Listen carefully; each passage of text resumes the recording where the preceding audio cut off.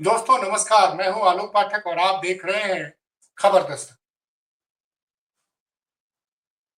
बाहुबली सांसद, पूर्व सांसद और भारतीय कुश्ती संघ के वर्षों तक अध्यक्ष रहे ब्रजभूषण शरण सिंह को दिल्ली की पटियाला हाउस कोर्ट ने पॉक्सो एक्ट में उनके खिलाफ जो एक मुकदमा दर्ज हुआ था उसको बंद करने की अनुमति दे दी है। यानी पॉक्सो एक्ट का जो मुकदमा आरोप लगा था कि उन्होंने एक नाबालिग महिला पहलवान का यौन शोषण किया था, उस मामले को कोर्ट ने बंद कर दिया। उस मामले में ब्रजभूषण शरण सिंह बरी हो गए। तो बड़ी खबर है, ब्रजभूषण शरण सिंह को कोर्ट से बड़ी राहत मिली हुई है और पॉक्सो एक्ट का मुकदमा उनके खिलाफ जो दर्ज हुआ था 2023 में वो अब बंद हो गया। ब्रजभूषण शरण सिंह के लिए राहत की खबर तो है, लेकिन इस अगर आप बात करें इन आरोपों से ब्रजभूषण शरण सिंह का राजनीतिक कैरियर लगभग खत्म हो गया।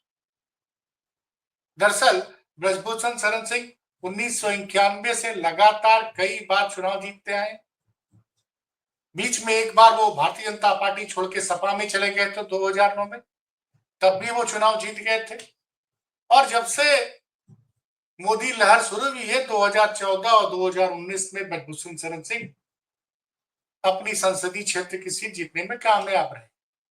लेकिन 2023 में उनके खिलाफ महिला पहलवानों ने आंदोलन शुरू किया और इल्जाम लगाया कि ब्रजभूषण शरण सिंह ने बतौर भारतीय कुश्ती संघ के अध्यक्ष के रूप में उन्होंने कई महिला पहलवानों का शोषण किया।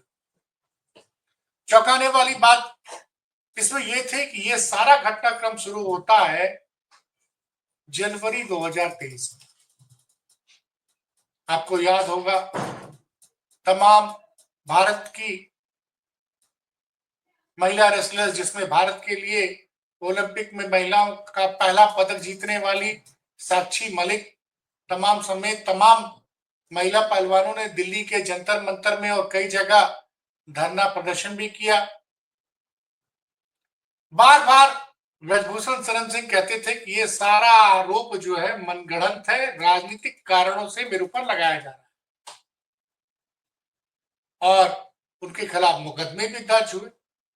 ये नाबालिग वाला मुकदमा भी दर्ज हुआ और 6 अन्य महिला पहलवानों ने भी उनके खिलाफ मुकदमा दर्ज करा दिया। उस दौरान पूरा एक ब्रजभूषण शरण सिंह इस पूरे मामले के बाहर आने, जब ये सामने आया तो उनको कुश्ती संघ के अध्यक्ष पद से इस्तीफा देना पड़ा। चुनाव हुआ, ब्रजभूषण शरण सिंह ये कह रहे थे कि उनको इसलिए बदनाम किया जा रहा था कि हरियाणा के लोग कुश्ती संघ का पे कंट्रोल चाहते हैं और हरियाणा के पहलवान बिना ट्रायल दिए हुए ओलंपिक और एशियाड में सिलेक्शन चाहते हैं। मैं इसका विरोध कर रहा था। ब्रजभूषण शरण सिंह का दावा था कि मैं कुश्ती को मैंने पूरे भारत के कई राज्यों में फैला दिया था और हरियाणा का वर्चस्व कम हो रहा था, इसलिए हरियाणा की लॉबी, और उन्होंने सीधे सीधे कांग्रेस पे आरोप लगाया था कि कांग्रेस इसमें राजनीति कर रही है। तो ब्रजभूषण शरण सिंह भारतीय जनता पार्टी के एक बड़े दबंग सांसद हैं उत्तर प्रदेश में। मोदी हो चाहे योगी हो, लेकिन ब्रजभूषण शरण सिंह की एक अपनी एक अलग पहचान है उत्तर प्रदेश में। एक बाहुबली की पहचान है, वो तमाम शिक्षण संस्थान चलाते हैं, उनके ऊपर तमाम मुकदमे पहले भी लगे। एक बार तो उनके खिलाफ 1993 में बड़ा गंभीर आरोप लगा था, देशद्रोह का भी आरोप लगा था। उस मुकदमे में भी वो बाइज्जत बरी हुए। तो लगातार, क्योंकि बाहुबली छवि है, और कम से कम अगर मैं बात करूं देवी पाटन मंडल में उनका बड़ा वर्चस्व, याद करिए। लेकिन इस पूरे प्रकरण में जैसे इससे ब्रजभूषण शरण सिंह के खिलाफ माहौल बना, मीडिया में उनके खिलाफ नेगेटिव खबरें आई। पहले तो उन्हें कुश्ती संघ के अध्यक्ष के पद से इस्तीफा दिया और कहीं ना कहीं लगा कि वो अपनी पार्टी में भी अकेले पड़ गए। लोकसभा चुनाव के दौरान बड़ी चर्चा थी कि ब्रजभूषण शरण सिंह का चुनाव का टिकट कटेगा, और हुआ भी यही। भारतीय जनता पार्टी ने उनका चुनाव में उनको टिकट नहीं दिया, लेकिन टिकट गया उनके बेटे को ही। ब्रजभूषण शरण सिंह चुनाव नहीं लड़े, लेकिन उनका बेटा लड़ा, और वो अपनी ब्रजभूषण शरण सिंह की जो सीट थी वहां से वो उनका बेटा चुनाव जीत गया। अब ये माना गया कि ब्रजभूषण शरण सिंह का राजनीतिक करियर अब खत्म हो गया। लेकिन फिलहाल ये जो खबर आई है, अच्छा, इसमें कुछ दो तीन बड़े चौंकाने वाले तथ्य हैं। ये पॉक्सो एक्ट का मुकदमा जिस नाबालिग लड़की ने दर्ज कराया था, इसके खिलाफ दिल्ली पुलिस ने क्लोजर रिपोर्ट पटियाला कोर्ट में, दिल्ली के पटियाला कोर्ट में 2023 में दे दी थी, और 1 अगस्त 2023 को उसने कोर्ट के सामने उस लड़की ने बोला कि मुझसे जबरदस्ती बयान दिलवाया गया था और मैं चाहती हूं कि ये आरोप मैं वापस लेती हूँ, मुकदमा बंद किया जाए जज के सामने। लेकिन कोर्ट का काम करने का तरीका देखिए। इस मामले में आज कोर्ट ने आदेश दिया है कि इस मामले को बंद किया जाए। एक मामले में पॉक्सो एक्ट में तो ब्रजभूषण शरण सिंह बरी हो गए हैं, लेकिन 6 जो महिला पहलवानों ने उनके ऊपर यौन शोषण का आरोप लगाया है, वो मुकदमा अभी चल रहा है।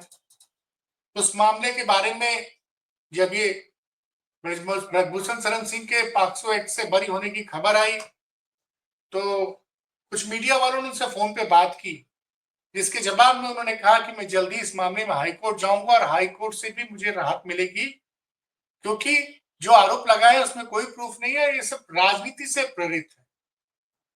अच्छा, ब्रजभूषण शरण सिंह के ऊपर आरोप लगा था, पूरा आप याद करिए कि ये था कि जाट बिरादरी विशेषकर ब्रजभूषण शरण सिंह से बहुत नाराज है, और इसका असर दिखा भी।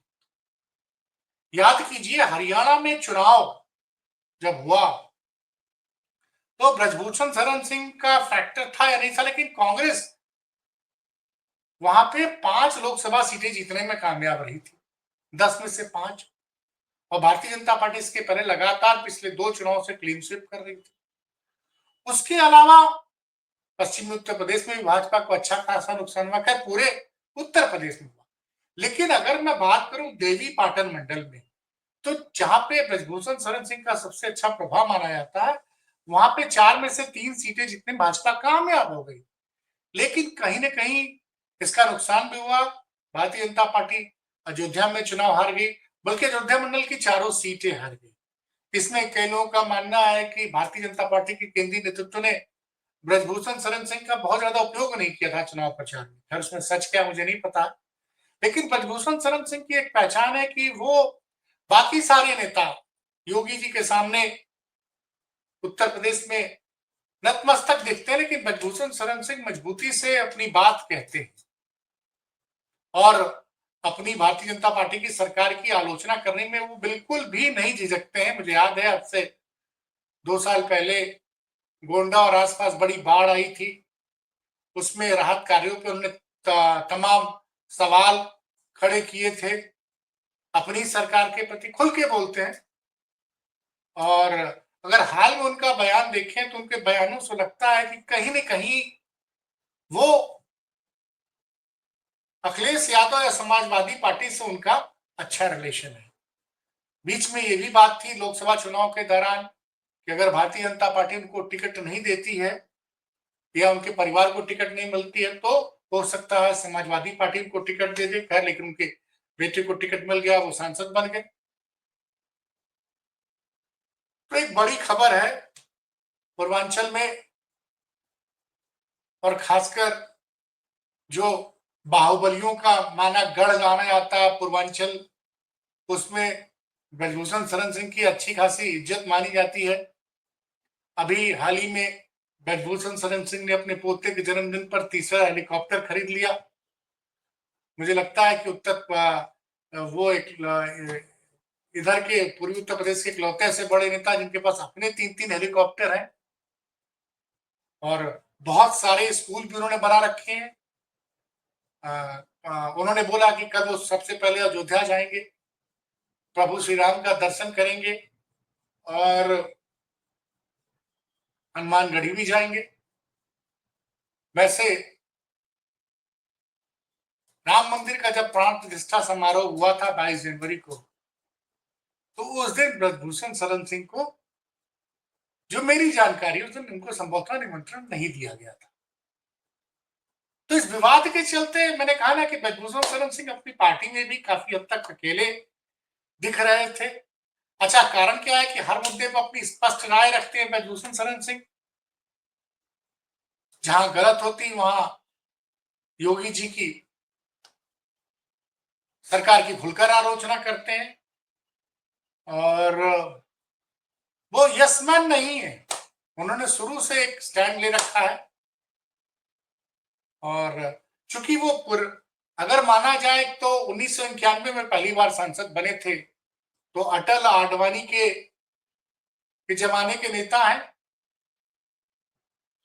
तो एक मामले में तो बरी मिल हो गए हैं। अब देखते हैं जो बाकी जो पॉक्सो एक्ट में राहत मिलना एक बड़ी खबर है, भाजपा के लिए भी बड़ी खबर है। अब यही सवाल उठता है कि क्या अगर उनको 6 महिला पहलवाने वाले मामले में भी राहत मिल जाती है, उनको कोर्ट द्वारा क्लीन चिट मिल जाती है, तो क्या फिर ब्रजभूषण शरण सिंह सक्रिय राजनीति में कदम रखेंगे? क्योंकि अभी भी उस क्षेत्र में, खासकर जिसको देवी पाटन मंडल कहते हैं, और पूर्वांचल की कई सीटों पे ब्रजभूषण शरण सिंह का अच्छा खासा असर है। और मैंने पहले भी बताया कि अखिलेश यादव और समाजवादी पार्टी से भी उनके ठीक ठाक संबंध है। और अभी उनका एक वीडियो वायरल हुआ था जब उन्होंने कहा था कि भाई, नेताजी विपक्ष के नेताओं का पूरा सम्मान करते थे और विपक्ष के नेताओं का काम सबसे पहले करते थे। उन्होंने एक उदाहरण दिया था और ये बड़ा वायरल हुआ है। आज के जमाने में ऐसा कम होता है। उन्होंने ये कहा कि पहले मुलायम सिंह यादव विपक्षी को अपना दुश्मन नहीं समझते थे। जरा ध्यान दीजिएगा उन्होंने क्या कहा था। उन्होंने कहा मुलायम सिंह यादव अपने विपक्षी दल के नेता को अपना दुश्मन नहीं समझते थे, जो आजकल समझा जा रहा है। ये तंज कसा था ब्रजभूषण शरण सिंह ने। उन्होंने जिक्र किया कि मुलायम सिंह यादव मुख्यमंत्री थे, मैं विपक्ष का सांसद था, मैं पहुंचा तो वो मुख्यमंत्री ऑफिस उतर रहे थे नेक्सी में, मुझे देखे रुक गए। मैंने उनसे बोला कि साहब ये 2 काम है। उन्होंने दोनों काम का कागज लाओ, मैंने दिया। उसके बाद जैसे ही मैं पहुंचा घर, तब तक फोन आ गया कि साहब आपने जो मतलब दोनों विभागों से फोन आ गया कि साहब आपका जो काम था वो हो गया है। तो एक इतनी हिम्मत है ब्रजभूषण शरण सिंह को कि वो खुलेआम सार्वजनिक मंच से विपक्ष के नेता की सराहना कर रहे हैं। लेकिन ये भी एक सच है कि 2009 में भारतीय जनता पार्टी से जब ब्रजभूषण शरण सिंह का मोह भंग होता है तो वो समाजवादी पार्टी ज्वाइन कर लेते हैं और फिर 2014 में वो सपा छोड़ के भाजपा चले जाते हैं। और उस वक्त छोड़ के चले जाते हैं जब उत्तर प्रदेश में सपा की सरकार होती है। ब्रजभूषण शरण सिंह के राजनीतिक विरोधी माने जाने वाले कीर्तिवर्धन सिंह को इस बार मोदी सरकार ने मंत्री भी बनाया है, राज्य मंत्री भी बनाया है। तो कहीं ना कहीं ये लग रहा था कि ब्रजभूषण शरण सिंह का कद पार्टी में छोटा हो रहा है या किया जा रहा है। तो अब देखने वाली बात होगी। अब पॉक्सो एक्ट में उनको राहत मिल गई है। बाकी एक मुकदमा जो 6 महिला पहलवानों वाला है वो तो चल ही रहा है। लेकिन अब कल वो दर्शन करने जाएंगे। मुझे याद है कि जब महिला पहलवानों ने ब्रजभूषण शरण सिंह पर आरोप लगाया था, अयोध्या के कई संतों ने खुलकर कहा था कि ये राजनीति से प्रेरित आरोप है और लोकसभा चुनाव के बाद जरूर ब्रजभूषण शरण सिंह शांत थे, क्योंकि हरियाणा में भारतीय जनता पार्टी को 5 सीटों का नुकसान हुआ था।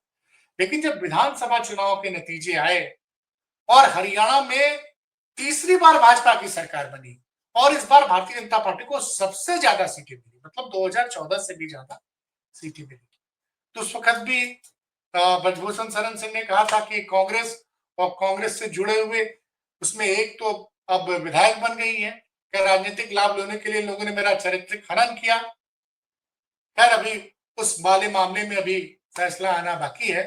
फिलहाल आज का दिन ब्रजभूषण शरण सिंह के लिए बड़ी अच्छी खबर ले आया है। पॉक्सो एक्ट में उनको राहत दी है। दिल्ली के पटियाला हाउस कोर्ट ने उस मुकदमे को बंद करने का आदेश दे दिया है। अब देखते हैं कि बाकी के मुकदमों में ब्रजभूषण शरण सिंह को कब राहत मिलती है। देखते रहिए खबर दस्तक। बहुत बहुत धन्यवाद।